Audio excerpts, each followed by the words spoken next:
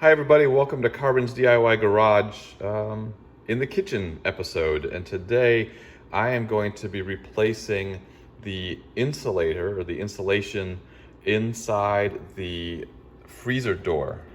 This is the freezer door of my Frigidaire freezer, and looking up at it from the outside you can see that it is wet in there and there is condensation on the plastic door. And the reason for that is the insulation that is in there has gotten old and it's pretty much saturated, I believe, and needs to be replaced.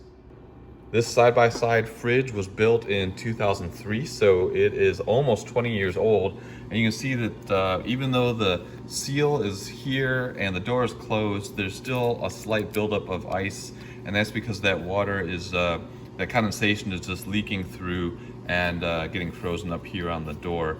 And I have already replaced this seal about a year or so ago because I thought that was contributing to the problem, but it still exists, and I'm gonna go ahead and replace that insulation, show you how to do it, so if you're starting to have this ice buildup on your inside of your ice dispenser, that may very well be the cause of your problem as well.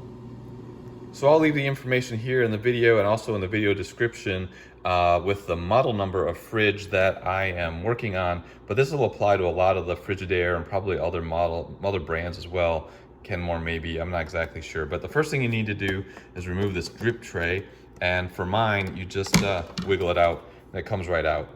So again, my fridge is 20 years old, 21 years old, so it's been apart a few times, and some of these plastic parts are broken, and you can see that the rust is there from the door itself.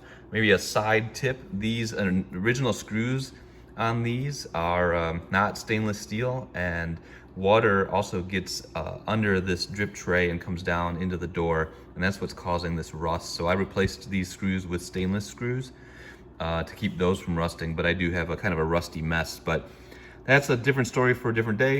I'm gonna remove these 3 screws so that we can pull out this control panel. With those 3 screws out, then you can just lift up from the bottom and then lift it up and it'll come right out, because there are some clips here at the top that just fit into these slots on the door. And you can see that the door is held onto the control board with just this thin ribbon cable. Those of you with an eagle eye will see that the green light was on when I was doing the initial work. That's because the fridge was still plugged in, but now that I'm going to be disconnecting some electrical pieces, I did unplug the fridge, and you want to make sure you do that so you don't mess up any of the electronics, and you also don't hurt yourself. So it's really awkward to mess with the control board and the door elements here that you're going to have to take out if the front panel is still attached. And what I like to do is use a small screwdriver. I can remove these 4 screws on this back face of the panel, and that'll free this control board that's in here to be free of this larger white bezel. With those 4 small screws out, like I said, that back plate comes off, and you can see from the inside there's this small control board, and that easily just slides out, and now it's much easier to manage this whole assembly without that big white bezel attached to it. And with the control board out, you can make it even one step easier. You can slide these little 2 dog ears backwards and then pull out the ribbon cable itself and get this control board out of your way.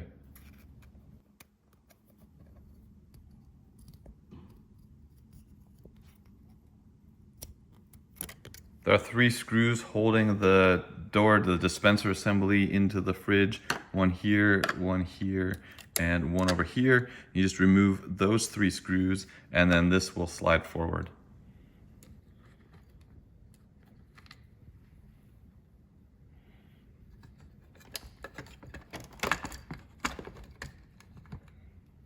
So the dispenser assembly will not slide out all that far. It'll be held in place seemingly, and the reason that's held in place is your water line right here. So you're gonna have to reach in and pull that straight up to get it out of the dispenser. And then you're also gonna have to disconnect this electrical connector here, and that's all that's left to free this up so you can go work on it somewhere else. Now, if it's your first time removing this water line, it might be pretty tough to get out, and it'll also be a little bit of a challenge to get back in, but I'll show you a tip on doing that. A needle nose pliers will come in really handy to reach in and pull it out. I've had this out a few times in the past though, so I can just do it by hand. And then I'll just disconnect this electrical connector. You just push up here and then pull it backwards.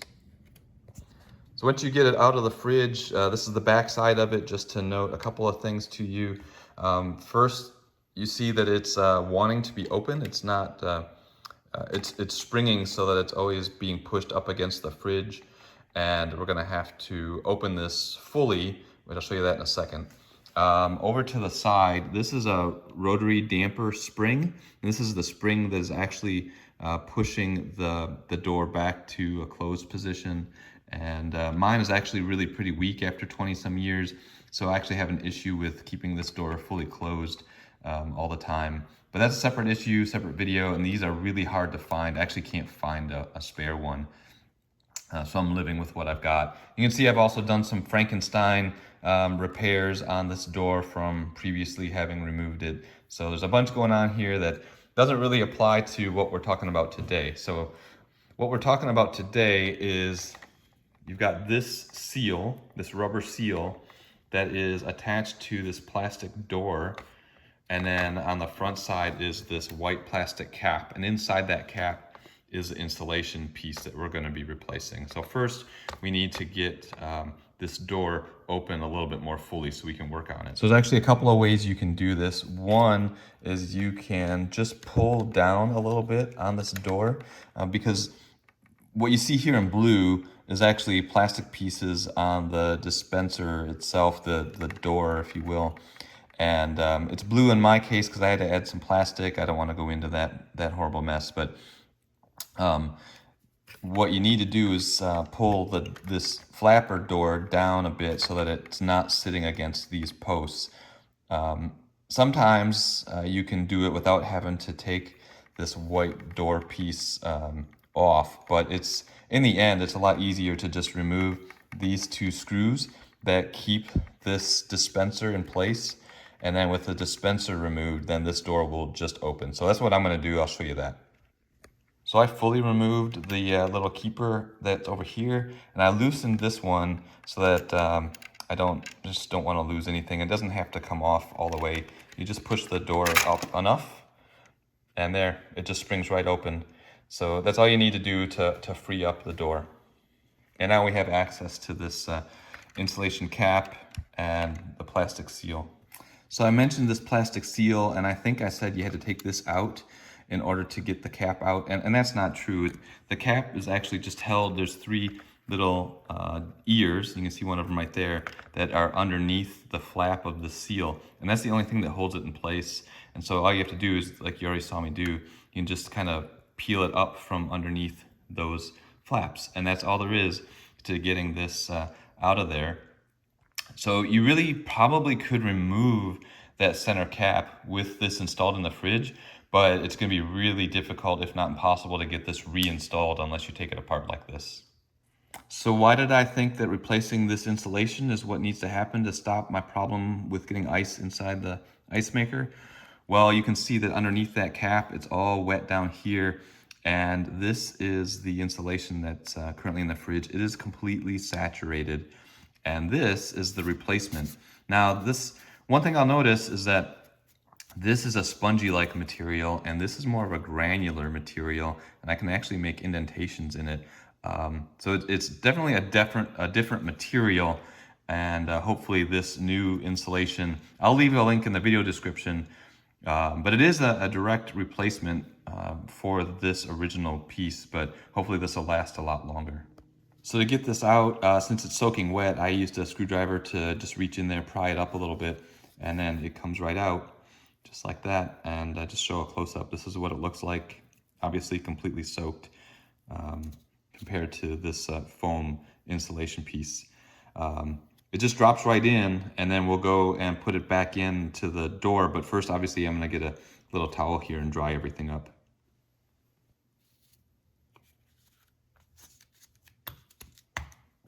With the new insulator in place, reinstalling this is pretty simple.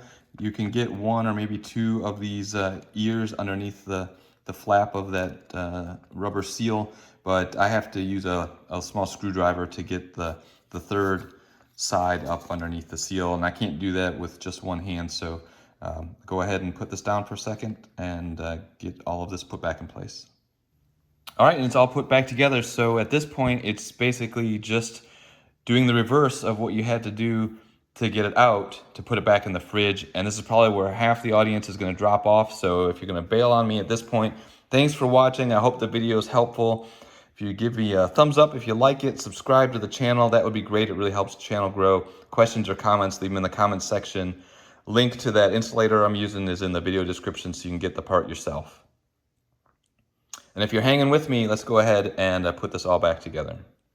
So the next thing you need to do is you need to get these black ears on the door behind the what will be white plastic posts.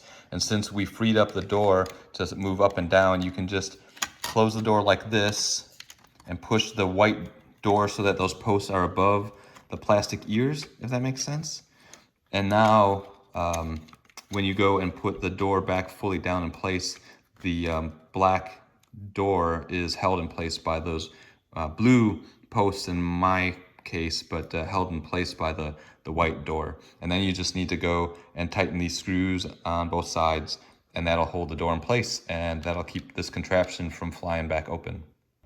With it all put back together, just try closing the door or opening the door like you're gonna dispense some ice, and you should see the door come down.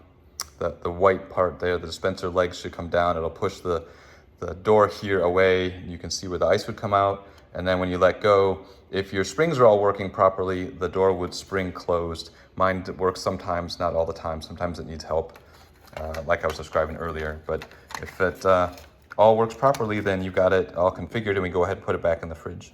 I would say the hardest part about this whole thing is getting the water line back into the hole here where the water dispenser comes out. And so I'm gonna kind of talk you through that process because it's really hard to get a camera in here and show you. And I also don't have my tripod today, so I'm doing it all filming by hand. So first thing I do is I connect this electrical connector that is holding the control board and this dispenser in place. I'm not worried about it falling down to the ground. Next, I'm gonna reach and I'm gonna pull all the slack I possibly can out of the fridge door to get this tubing as free as I can. And there's a little bit of slack that kind of goes back into the door, but give that a good tug so you've got as much free as you can. Then I'm going to take some vegetable oil and put it on the outer surface here of the hose to help it slide into the hole here in the dispenser. Use an edible oil, olive oil, vegetable oil, something like that, because if it does end up on the inside of this tubing, that's your potable, drinkable water, so you don't want to use something like a grease or motor oil or anything like that. Use something that you don't mind ingesting. Once you've got that lubricated a little bit, I will take a pair of long needle nose pliers like this and then guide that down into the dispenser, that hole. And it will take you a bit of effort, especially if it's the first time, to get it to go into that hole. And then you really need to push it through until the tubing is even with the bottom of the hole there, or even protrudes just a little bit through. It is doable, but it will take a little bit of effort, especially if the tubing hasn't been through this a couple times before like mine has. All right, I have gotten it in place, and one thing that I should mention as well that I remembered as I was doing it, the tubing has a memory. It knows where it kind of wants to go because it's been in that position for such a long time.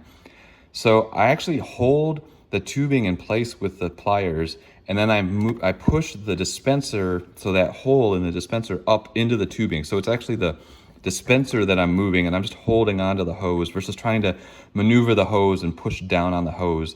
It seems like it's a lot easier to just push up on this dispenser, and I have my finger on the hole at the bottom, and I can feel when the tubing reaches my finger, and then I know that we're in good shape. And once you get that done, it took me about 10 minutes, even though I've done this a few times. So like I said, it is one of the more challenging parts of this whole process. At this point, I think probably the rest of you are going to dump off the video. Maybe a couple of you will hang on to the end, who knows. But otherwise, it's just putting the screws back in, reconnecting the ribbon cable, reinstalling the board into the bezel. If you did remove this from that other board, make sure you close those two tabs on the back of that, that other board so that the ribbon doesn't come out later and you have to redo this whole process. So when it comes to reinserting the board into this cover piece, the key thing is to make sure that your 4 plastic buttons overlap with the red buttons on the control board, and you can manipulate them to make sure that they're going to depress everything. But you saw I just moved. It's pretty easy to move, and it's kind of frustrating sometimes, but these 2 little posts, you'd think that the board would fit in between them, but at least on mine, the board is just a little bit longer, and I end up sitting it just on top of those 2 little rectangles on the outer edges, and then make sure that these screw holes are lined up and just hold it in place like this, and then screw it into the back of that bezel. All right, screws are all back in place, the bezel's in place, the lights work, it's now plugged in. I checked the water dispenser, it works. Ice dispenser still works, the door works the way it's supposed to. So everything's back together. So rule number 1, do no harm. It's not any worse off than it was. Now it's just a matter of time to see if that insulation replacement stops me from getting ice buildup on the inside of the ice dispenser like I showed you at the beginning. Hopefully this video has been helpful, shows you how to replace that insulation, but also how to get access to the door and all the other parts that are inside the controls of the ice and water dispenser. There are a lot of things in here that you can replace yourself, from switches to springs and seals and all sorts of stuff. You do not need to throw your fridge away if this equipment's not working.